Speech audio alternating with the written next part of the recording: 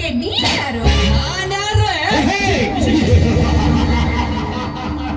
ನಾನು ಚತುರ್ದಶಕ ಭುವನ ಭಯಂಕರನಾದ ಲಂಕೇಶ್ವರ ರಾವಣ. ಸರ್ವತ್ರ ಸರ್ವತಂತ್ರ ಸ್ವತಂತ್ರನಾದ ಪ್ರಬುದ್ಧ ರಾವಣ.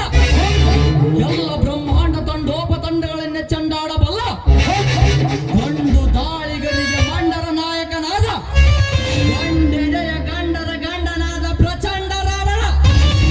ಸವಿತಾ, ಇಂತಹ ಕಲೆಯನ್ನು ಮೈಗಂಟಿಸಿಕೊಂಡಿರುವ ನನಗೆ ಕಾಳಿಂಗ ಅಂತಾರೆ. ಅಷ್ಟೇ ಅಲ್ಲ, ಈ ಊರ ದಿಟ್ಟ ಪೊಲೀಸ್ ಪಾಟೀಲ್ ಸಿದ್ದೇಗೌಡನ ಪರಮಹಾಪ್ತ ಶಿಕಾರಿ ರಾಜನೋ ಅಂತಾರೆ. ಓಹೋ, ಅರ್ಥವಾಯ್ತು. ಆದ್ರೆ ನಿನ್ನಂತನ ಜೊತೆ ಮಾತಾಡುವ ಅಗತ್ಯ ನನಗಿಲ್ಲ. ಸುಮ್ಮನೆ ದಾರಿ ಬಿಡಿ, ನಾನು ಹೋಗ್ಬೇಕು. Cool down Savita, cool down. ನಿನಗೆ ದಾರಿ ಬಿಡಬೇಕೆಂದೇ ಅಡ್ಡೈಸಿ ನಿಂತಿರುವೆ. ಯಾಕೆ ಗೊತ್ತಾ? 18 ವರ್ಷ ಪೂರ್ತಿ ನಿನಗೆ ತುಂಬಿದರು ನಿನ್ನ ಕೊರಳಿಗೆ ತಾಳಿಯ 3 ಗಂಟಿಲ್ಲವೆಂದರೆ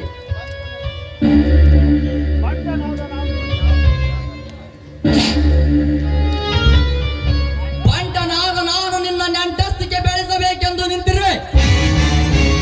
ಸಿರಿಯಾದ ನೀನು ಈ ಬ್ರಹ್ಮ ಗಂಟಿಗೆ ಒಪ್ಪಿಕೊಂಡಿದ್ದೆ. ಆದರೆ ಸುತ್ತು 20 ಹಳ್ಳಿಗೆ ಜಮೀನ್ದಾರನಾದ ಈ ಕಾಳಿಂಗ ನಿನ್ನ ಗಂಡನಾಗಿ ಬರುತ್ತಾನಲೇ ಸವಿತಾ, ನಿನ್ನ ಗಂಡನಾಗಿ ಬರುತ್ತಾನೆ.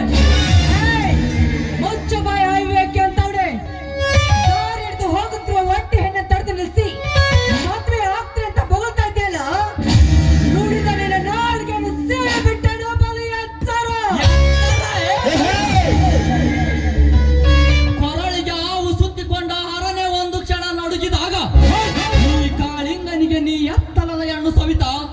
ಸೀತ ಸಾವಿತ್ರಿ ಅಂತ ಗರತಿಯು ಬಾಳಿ ಹೋದ ಈ ನೆಲದಲ್ಲಿ ಅಹಲ್ಯ ದೇವಿ ಅಂತವಳೆ ಗಂಡನ ಶಾಪಕ್ಕೆ ಕಲ್ಲಾಗಿ ಬಿದ್ದಿದ್ದನು ನೀ ನೆನೆದುಕೊಳ್ಳೆ ಸವಿತಾ, ನೆನೆದುಕೋ. ಮೂರ್ಖ, ಅದೇ ಮಾಯ ಮೋಹಕ್ಕೆ ಅಲಿಯಾದವರಿಗೆ ಮೋಸ ಮಾಡಿರುವ ಆ ದೇವೇಂದ್ರ ಮೈತುಂಬವೆಲ್ಲ ಇವನೇ ಹುಟ್ಟಿದ್ದು ನಿನಗೆ ನೆನಪಿಲ್ವಾ? ಕ್ಷಣವನ್ನು ನೀನು ಕೂಡ ನೆನಪು ಮಾಡ್ಕೋ. ಇತಿಹಾಸ ಬಲ್ಲ ಭಿನ್ನಾಣ ಗಿತ್ತಿಯಂತೆ ಬೊಗಳ ಬೇಡಲೇ ಈ ಕಾಳಿಂಗನ ಮುಂದೆ. ಈ ಕಲಿಗ ಪ್ರಫುಲ್ಲ ನಮಗ ಕಾಳಿಂಗ ಮನಸ್ಸು ಮಾಡಿದರೆ ನನ್ನ ಕನಸಿನ ರಾಣಿಯಾದ ನಿನ್ನನ್ನು ಈಗಲೇ ಸೀತೆಯಂತೆ ಹೊತ್ತೊಯ್ಯುತ್ತೇನೆ ಎತ್ತರ. ಅದೇ ಸೀತೆಯನ್ನು ಹೊತ್ತೊಯ್ಯಲು ಬಂದ ರಾವಣನ ಹತ್ತದಲ್ಲಿ ಕತ್ತರಿಸಿಕೊಂಡು ಹೋದಳು ಅವನ ಗಂಡ ಶ್ರೀರಾಮನ ಕೈಯಲ್ಲಿ. ಗಂಡ ಶ್ರೀರಾಮ